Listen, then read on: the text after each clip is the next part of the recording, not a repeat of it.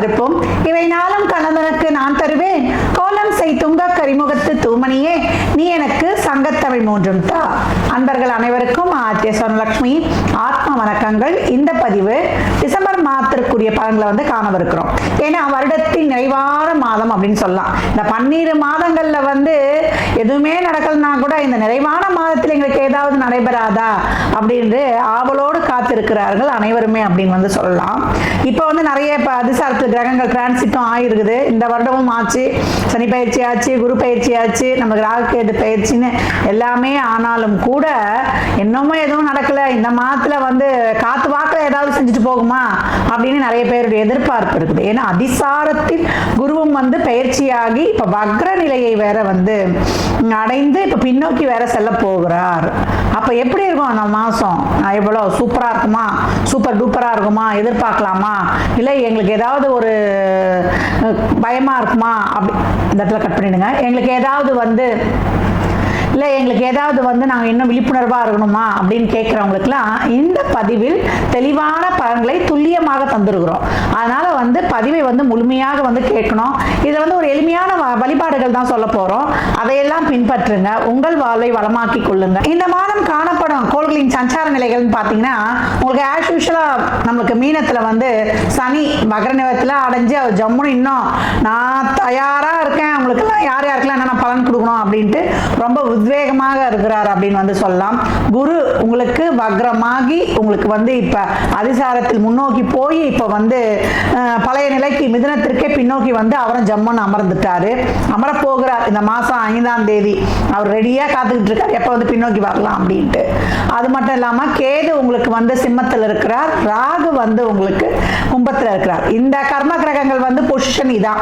ஆனால் மாத கிரகங்கள் சொல்லக்கூடிய நம்மளுக்கு சூரியன், புதன், சுக்கிரன், நமக்கு செவ்வாய், இவங்கெல்லாம் என்ன பண்றாங்கன்னா விருச்சகம், தனுசு அப்படின்னு மாறி மாறி பயணிக்கிறாங்க. இந்த மாதம் துவக்கத்திலேயே நம்மளுக்கு விருச்சகத்தில் இந்த கூட்டணிகள் இருந்தாலும் 7ஆம் தேதி செவ்வாய் அவருடைய சொந்த வீட்டை விட்டு நட்பு வீடான தனுசுக்கும், அதே இந்த மாதத்தோட பிற்பகுதியில நம்மளுக்கு 16 நம்மளுக்கு சூரிய பகவான் தனுசிற்கும், இந்த மாதம் 20 சுக்கிரன் தனுசுக்கு போயிடும்.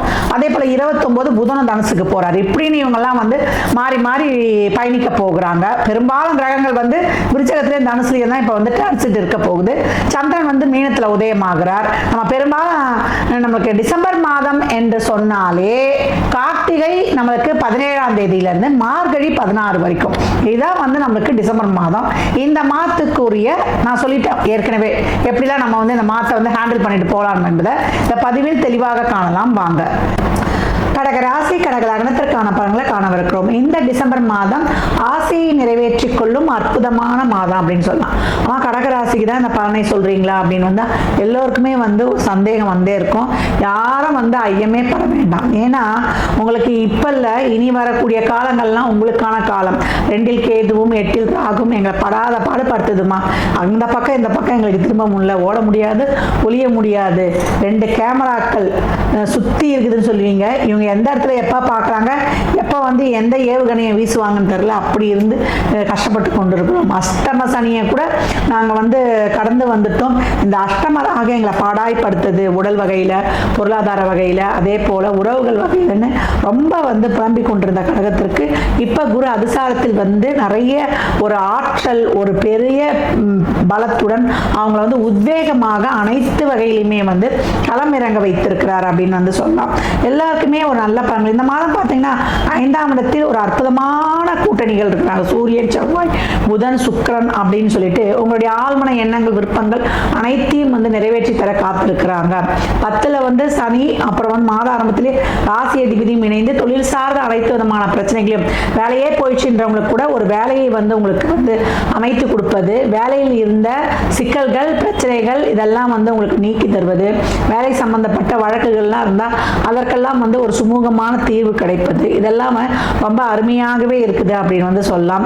குழந்தை நலன் சார்ந்த விஷயங்கள், பிள்ளைகளுடைய முன்னேற்றம், அவங்களுடைய நலன் சார்ந்த விஷயங்கள் எல்லாம் ஒரு நல்ல ஒரு பாசிட்டிவான ஒரு செயல்கள்லாம் ஏற்படுது. அதை பார்த்து உங்களுக்கு ரொம்ப பூரிப்பாகும் அப்படின்னு சொல்லலாம். போன ஜென்மாவில் நீங்க கேரி பண்ணி வந்த அனைத்து விதமான பாவ புண்ணியங்களுக்கு ஏற்றார் போல புண்ணிய பலன்கள் இப்போ ரொம்ப சிறப்பாக ஆக்டிவேட் ஆகி உங்களுக்கு நல்ல அருமையான பலன்களை தந்துடும். குரு, செவ்வாய், சூரியன் பார்வையில் இருப்பாங்க. செவ்வாயும் உங்களுக்கு சூரியனும் பாக்கியம். அப்போ வெளியூரில் ஒரு நல்ல ஒரு சம்பள முன்னேற்றத்துடன் உங்களுக்கு நல்ல வேலை வாய்ப்பு.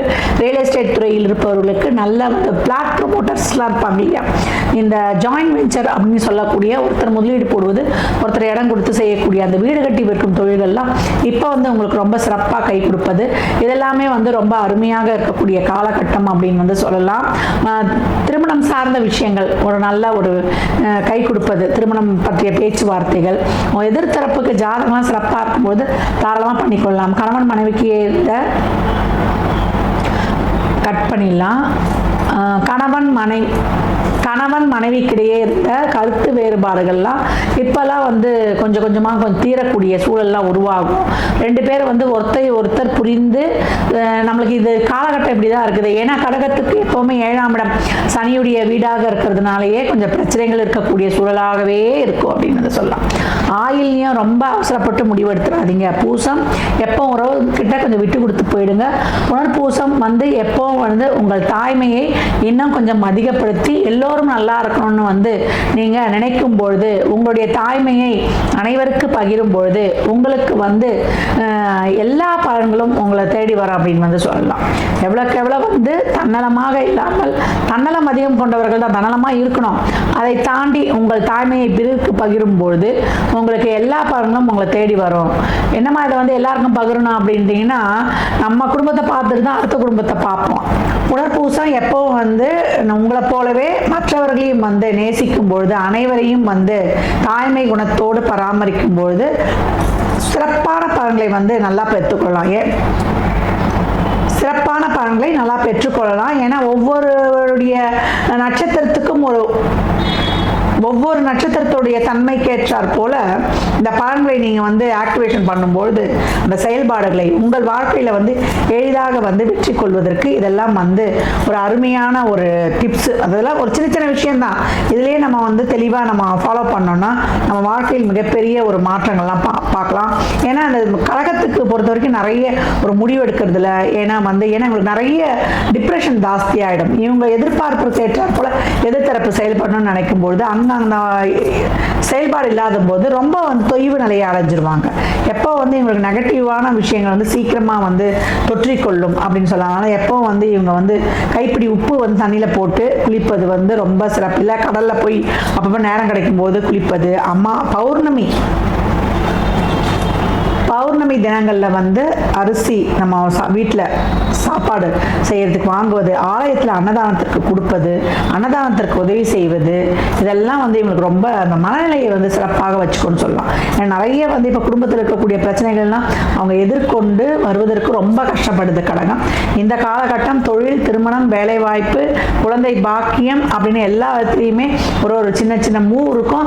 இந்த மூவெல்லாம் வந்து சிறப்பாக வந்து பிடிச்சிக்கோங்க. விரயங்கள் அதிகப்படியாக நடக்கும். எப்போ என்ன விரயம் ஏற்படும் தெரியாது. ஆனால் ரொம்ப கவனம் தேவை. வண்டி வாகனங்களில் ரொம்ப கவனமாக போங்க. எந்த ஒரு முடிவையும் அவசரப்பட்டு எடுக்காதீங்க. எனக்கு எல்லாம் தெரியும், இந்த ஃபீல்டை பற்றி எனக்கு நல்லா தெரியும், நான் இதில் முடிவு எடுத்துவேன் அப்படின்னு மட்டும் தைரியமாக வந்து விசாரிக்காமல் இறங்கிவிட வேண்டாம். ஏதாவது ஒரு முக்கியமான முடிவுலாம் எடுக்கிறோம், ஒரு பொருளாதார ரீதியாக, ஒரு உறவு ரீதியாக, இல்லை வந்து நம்ம வந்து ஒரு குடும்ப ரீதியாக அப்படின்னும்போது அதுக்கு சம்பந்தப்பட்ட நபர்கள், நம்ம வெல்விஷர்களை இணைந்து அவங்ககிட்ட ஒரு ஆலோசித்து எடுப்பது ரொம்ப சிறப்பு.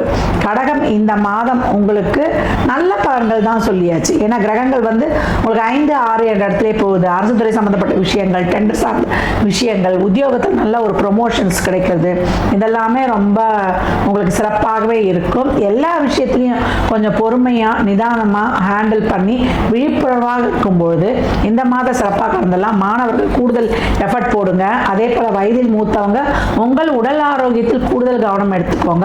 உணவு பழக்க வழக்கங்களில், நீர் உணவு சம்பந்தப்பட்ட விஷயங்களில் ரொம்ப கவனம் எடுத்துக்கொள்வது. ஏன்னா தொற்று நோய் வந்து சீக்கிரம் வந்து பற்றக்கூடிய காலம்.